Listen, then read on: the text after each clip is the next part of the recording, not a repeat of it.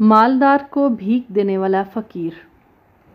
ایک مصری شخص نے 20 سال کویت میں امامت کی، پھر وہ اپنے گاؤں واپس چلا گیا اور چاہا کہ جمع پونجی سے ایک مسجد بنا دی جائے اور عمر عزیز کا آخری حصہ اپنے گاؤں میں گزارا جائے۔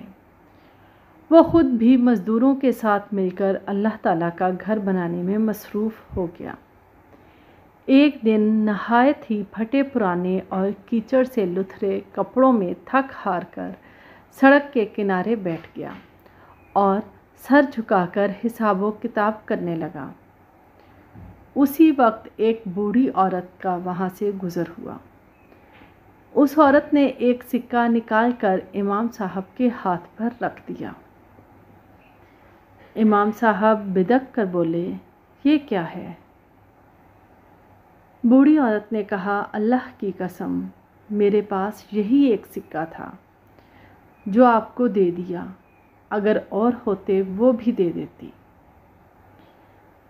بوڑھی عورت سمجھی کہ یہ منگتا ہے اور کم دینے پر غصہ کر رہا ہے۔ امام صاحب نے اپنے ڈرائیور کو اشارہ کیا کہ ان کو گھر چھوڑ کر آؤ اور دیکھ کر بتاؤ کہ ان کے حالات کیسے ہیں۔ ڈرائیور نے واپس آ کر بتایا کہ اس بوڑھی عورت کے خاوند کا انتقال ہو گیا ہے۔ اس کی 4 بیٹیاں ہیں، ایک کی شادی ہو گئی ہے، 3 ابھی بیٹھی ہیں۔ گھر نہایت ٹوٹ پھوٹ کا شکار ہے، کھانے پینے کو کچھ بھی نہیں ہے، کما کر دینے والا بھی کوئی نہیں ہے۔ امام صاحب سوچ میں پڑ گئے کہ اتنے مشکل حالات، پھر بھی صدقہ اور خیرات۔ اب اس عورت کی امداد کیسے کی جائے اور سوچنے لگے، حالات ٹھیک کرنے میں لاکھوں لگ جائیں گے۔ یہ بات ان کے ذہن میں تھی۔ اسی وقت امام صاحب کو کویت سے ایک شیخ کی کال آ گئی جو اس کا مقتدی تھا۔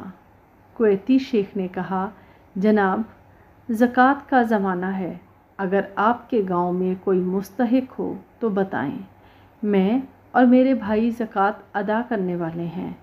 امام صاحب حیرت سے اچھل پڑے اور کہنے لگے۔ امام صاحب نے اس بوڑھی عورت کا قصہ سنا دیا۔ شیخ نے کہا کہ آپ اس عورت کا گھر تعمیر کروائیں، اس کی بچیوں کی شادیوں کا انتظام کروائیں، میں سارا خرچہ اٹھاؤں گا، بلکہ ہر مہینے ان کا خرچہ بھی بھیجا کروں گا۔